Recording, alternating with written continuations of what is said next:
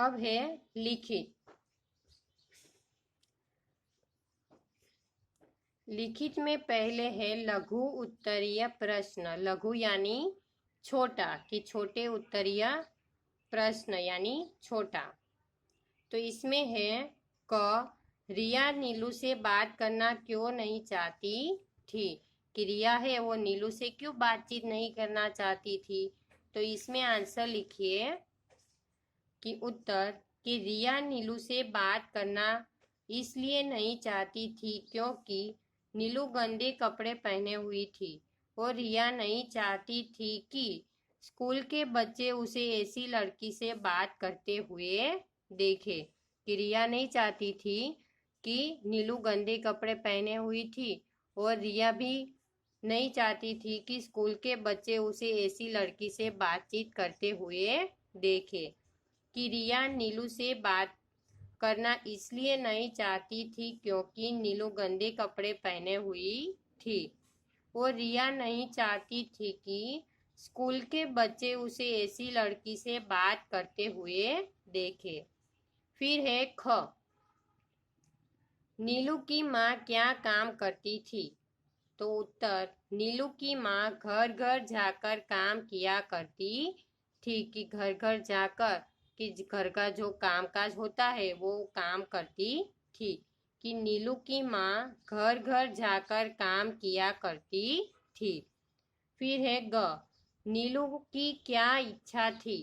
तो उत्तर नीलू की पढ़ने लिखने की इच्छा थी। फिर है घ, सांप को कौन पकड़कर ले गया। कौन पकड़कर ले गया, सपेरा। तो उत्तर लिखिए सांप को सपेरा पकड़कर ले गया। बाद में है दीर्घ उत्तरीय प्रश्न यानी बड़े उत्तरीय प्रश्न। तो इसमें पहला है कि क, सांप को देखकर रिया की मम्मी की क्या प्रतिक्रिया हुई। कि सांप को देखा तो रिया की मम्मी की प्रतिक्रिया क्या हुई।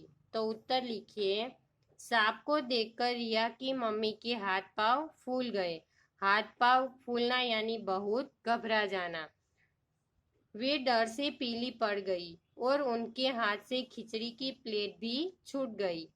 वे एक ही जगह नजर गड़ाए देखे जा रही थी। उन्हें डर था कि कहीं सांप रिया को कोई नुकसान न पहुंचा दे।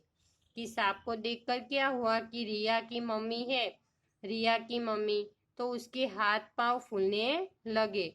वो डर से वो क्या हो गया, पीली पड़ गई और उनके हाथ में जो खिचड़ी की प्लेट थी वो भी गिर गई और वो एक ही नजर गड़ाए देखी जा रही थी। कि उन्हें डर था कि कहीं सांप की उसकी बेटी को कोई नुकसान न पहुंचा दे। कि सांप को देखकर रिया की मम्मी के हाथ पांव फूल गए। वे डर से पीली पड़ गई और उनके हाथ से खिचड़ी की प्लेट भी छूट गई। वे एक ही जगह नजर गड़ाए देखे जा रही थी। उन्हें डर था कि कहीं सांप रिया को कोई नुकसान न पहुंचा दे।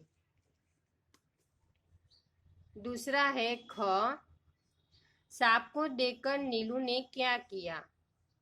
तो उत्तर लिखिए इसमें सांप को देखकर नीलू ने पास ही पड़े तौलिए को उठाकर सांप के फन के ऊपर डाल दिया और जोर जोर से आसपास के लोगों को आवाजें लगाने लगी। कि सांप को देखकर नीलू ने क्या किया कि पास ही पड़े तौलियों को उठाकर सांप के फन के ऊपर डाल देती है और जोर जोर से वो आसपास के लोगों को बुलाने लगती है।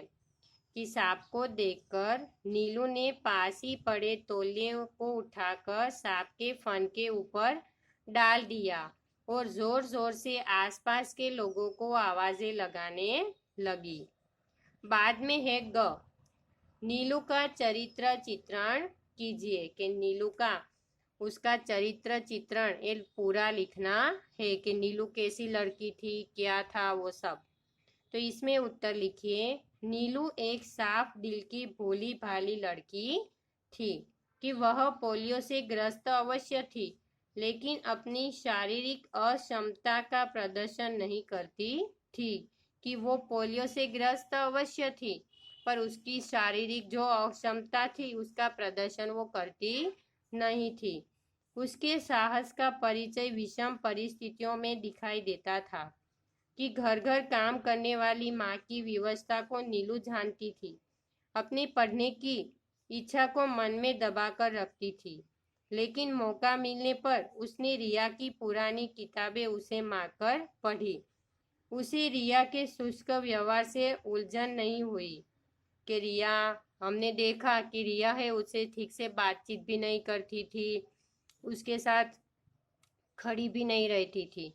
तो कि रिया के जो शुष्क व्यवहार से उलझन नहीं थी, कि उसको कोई दिक्कत नहीं थी। और अंत में कि सांप से रिया की जान बचाकर अपने साहस और निस्वार्थ सेवा भाव को उजागर किया। कि अंत में क्या, उसने साहस दिखाया और रिया की जान की बचाई और उसकी निस्वार्थ सेवा भाव को उजागर किया।